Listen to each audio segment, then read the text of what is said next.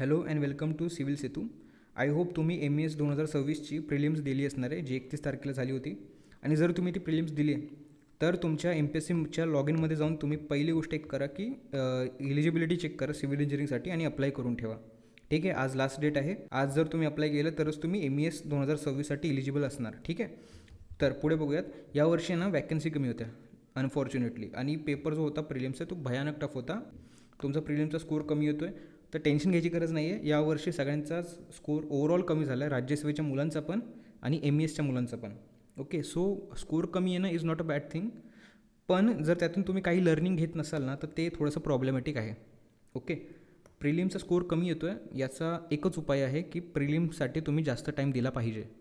प्रिलिम्ससाठी minimum 3 ते 4 महिने non निगोशिएबली दिले गेले पाहिजेत. ठीक आहे, म्हणजे 3 महिने तर मिनिमम सांगतो आहे मी, त्याच्या आधीसुद्धा तुम्ही सुरू करू शकता. ते कधी करायचं ते पण आपण बघूयात. तर आता करायचं काय? ठीक आहे, तुमचं प्रायमरी एम काय असलं पाहिजे आणि पुढे काही रोडमॅप आहे का, तर याच्यावर आपण डिस्कस करूयात. ठीक आहे, आणि तुम्हाला बघा, नो मॅटर वॉट यावर्षी तुम्ही मेन्स लिहिताय की नाही लिहित याचा फरक पडत नाही, पण तुम्हाला मेन्स रेडी तर व्हायचं आहे 15 नोव्हेंबरपर्यंत. ठीक आहे, 15 नोव्हेंबर काय आहे, MESची मेन्स आहे. ठीक आहे, तुम्ही 2026ची मेन्स लिहित असणार किंवा नाही लिहित असणार तरी तुम्हाला त्या तारखेपर्यंत MESच्या मेन्ससाठी प्रिपेअर व्हायचं आहे. ठीक आहे, हे मनात तुम्ही फिट करून घ्या. हे असं मी का म्हणतो आहे याचं थोडंसं कॅल्क्युलेशन तुम्हाला समजावून देतो. सपोज MES 2027ची एक्झाम होणार प्रिलिम्सची मेमध्ये. ओके, लवकरच होईल पण अज्युम करू की मेमध्ये होते, तर मेच्या आधी तुम्ही फेब्रुवारीमध्ये मिनिमम अभ्यास सुरू करणार. ओके, फेबमध्ये तुम्ही अभ्यास सुरू केला. ठीक आहे, आता हे इथं आपण थांबूयात.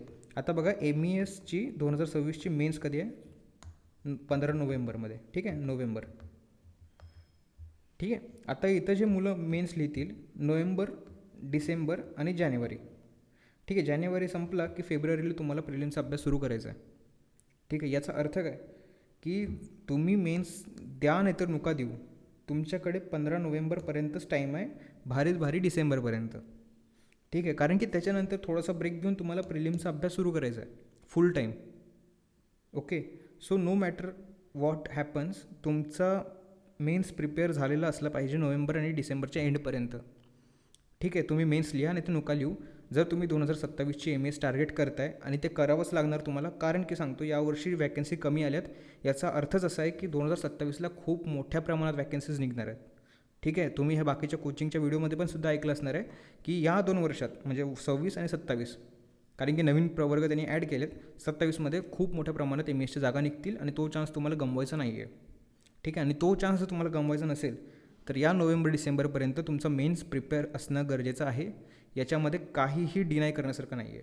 ठीक आहे, ही गोष्ट तुम्ही ॲक्सेप्ट करा नाही तर नका करू, दिस इज द रियालिटी. ठीक आहे, मेन्ससाठी काही प्रायोरिटीज असतात ज्या तुम्ही समजून घेणं गरजेचं आहे. हे बघा, not each subject is equally tough and equally important. प्रत्येक सब्जेक्ट हा इक्वली टफ असतो आणि इक्वली इम्पॉर्टंट असतो असं काही नाही आहे.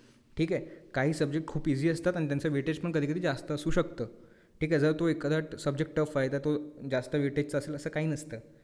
You don't need to prepare each and every subject. तुम्हाला प्रत्येक सब्जेक्ट प्रिपेअर करणं गरजेचं नाही आहे. काही इम्पॉर्टंट सब्जेक्ट्स आहेत जे पहिले तुम्ही प्रिपेअर करून घ्या, नंतर जे पेरिफेरल सब्जेक्ट्स असतात ते नंतर करायचे असतात.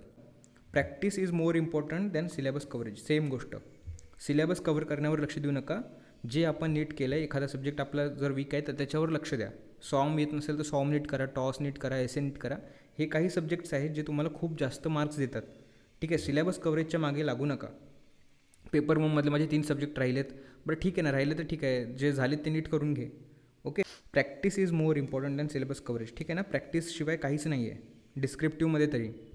ओके, पुढे बघा, टार्गेट बिग प्लेयर्स म्हणजे काय. पेपर 1मध्ये बघा, सॉम झालं तुमचं, टॉस, एसे, RCC, हे थोडे मोठे सब्जेक्ट्स आहेत आणि ह्याचं इम्पॉर्टंट पण खूप आहे पेपरमध्ये. ठीक आहे, यांचं वेटेज खूप जास्त असतं. तुम्हाला हे सब्जेक्ट करून जाणं इम्पॉर्टंट आहे. म्हणजे मी म्हणेन की तुम्ही एवढे करून जा, बाकी नाही केलं तरी चालेल. हे तर मिनिमम आहे तुम्हाला जर मेन्स लिहायचे असेल तर. पेपर 2मध्ये बघा, survey, engineering material, building planning, construction, fluid mechanic, irrigation, हे काही सब्जेक्ट्स आहेत पेपर 2चे, हे पण खूप इम्पॉर्टंट असतात. ठीक आहे, तर तुम्हाला माहिती आहे की कोणते सब्जेक्ट टार्गेट करायचे आहेत पहिले आणि कोणते नंतर करायचे आहेत. ओके, हे इम्पॉर्टंट आहे. आणि हे बघा, 50% marks in mains confirms your selection. याचा अर्थ काय, जर तुम्हाला 50% मार्क्स जरी पडले ना, मी तर 45 म्हणत होतो, चला 50पर्यंत अज्युम करा तुम्ही, तरी तुमची इझिली मेन्स क्लिअर होते. कारण की 2024मध्ये बघा कट ऑफ किती होता, 118, जेव्हा जागा होत्या 46. ठीक आहे. 2023मध्ये बघा 171 होता कट ऑफ, जागा होत्या समथिंग 495 समथिंग. ठीक आहे. आणि 2025ला एस्टिमेट करून असं लक्षात येते की 175 ±2पर्यंत तुमचा मेन्सचा कट ऑफ लागू शकतो. ठीक आहे. सो या काही गोष्टी होत्या इम्पॉर्टंट तुमच्या 2026च्या मेन्ससाठी पण आणि 2027च्या पण मेन्ससाठी. ओके. आणि त्याच्यासाठी आत्तापासून तुम्हाला मेन्ससाठी प्रिपेअर करावं लागणार आहे 2027साठी सुद्धा आणि 26साठी सुद्धा. ठीक आहे.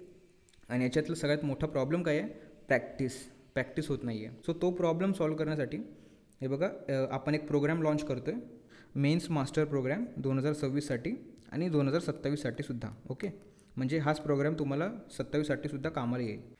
या प्रोग्राममध्ये बघा तुमची आन्सर रायटिंगची पूर्ण प्रॅक्टिस घेतली जाईल. ओके. या प्रोग्रामचा ओव्हरव्ह्यू देतो तुम्हाला. हा प्रोग्राम आहे ना रफली 60 डेजसाठी चालेल आपला. ठीक आहे. 31 days for paper 1 and 26 days for paper 2 हे रफ शेड्यूल बनवलं आहे आपण. याच्यामध्ये व्हेरिएशन्स येतील पण 60 डेजमध्ये तुमचं सगळं प्रिपरेशन करून घेण्यात येईल. Okay. Approx 30 days for each major civil engineering paper. Okay. तर याच्यामध्ये काय बघा, आपला जेव्हा प्रोग्राम सुरू होईल, ज्या दिवशी सुरू होईल त्याच्या आदल्या दिवशी तुम्हाला टार्गेट्स दिले जातील. ठीक आहे. नेक्स्ट डेला त्या टार्गेटच्या रिलेटेड तुम्हाला 2 क्वेश्चन्स दिले जातील. न्यूमेरिकल असेल तर न्यूमेरिकल किंवा थेरी. ठीक आहे. ते 2 क्वेश्चन्स दिले जातील हाय क्वालिटी PYQ बेस्ड आणि मोठ्या मोठ्या रेफरन्स बुक जे की MPSC रेफर करतं त्या रेफरन्स बुक्समधून तुम्हाला क्वेश्चन्स दिले जातील प्रॅक्टिससाठी. आणि त्याच दिवसाच्या इव्हिनिंगला तुम्हाला त्याचे एक्सप्लेनेशन दिले जातील. आणि एक गोष्ट लक्षात ठेवा, याच्यामध्ये जे तुम्हाला क्वेश्चन्स आणि आन्सर्स भेटणार आहेत ते कोणत्या बुकमधले ना असे फोटो काढून आम्ही पाठवले नाही आहेत. ओके. ते आम्ही प्रॉपर बसून टाईप केलेत, त्याचे आन्सर्स बसून टाईप केलेत आणि त्याच्यानंतर ते तुम्हाला इझी टू अंडरस्टँड होतील तसे बनवलेत आणि नंतर तुम्हाला ते डिलिव्हर करण्यात येतील. ठीक आहे. फक्त स्क्रीनशॉट मारून बुकचे आम्ही पाठवणार नाही आहे. ठीक आहे. ज्यांनी आमच्या 2026ची मेन्सची टेस्ट सिरीज घेतली होती त्यांना माहिती आहे की जे टेस्ट सिरीज होती ती किती प्रीमियम होती. ओके. आम्ही कोणत्या आन्सरचे स्क्रीनशॉट दिले नव्हते तुम्हाला, आम्ही प्रॉपर आन्सर की बनवली होती, प्रॉपर टाईप करून घेतली होती आणि नंतर तुम्हाला दिली होती. ज्यांनी मेन्सची टेस्ट सिरीज दिले त्यांना ह्या गोष्टी माहिती आहेत. ओके. सो तुम्हाला हा प्रोग्राम कळाला आहे. हे बघा हा शेड्यूल आहे प्रोग्रामचा. तर हा स्क्रीनशॉट मारून तुम्ही बघून घ्या. 31 डेज फॉर पेपर 1 आणि 26 डे फॉर पेपर 2 हे या टाईपचं शेड्यूल असणार आहे. याच्यामध्ये व्हेरिएशन थोडेफार येतील. बघा हा जो प्रोग्राम आहे हा तुम्ही 1 जुलैपासून सुरू होणार आहे. ओके. 1 जुलैपासून हा सुरू होईल प्रोग्राम आणि याची प्राईस जी असणार आहे ना ती असणार आहे 2499. ओके. मार्केटमध्ये सिमिलर काही प्रोग्राम्स आहेत ज्याची प्राईस याच्यापेक्षा पण जास्त आहे.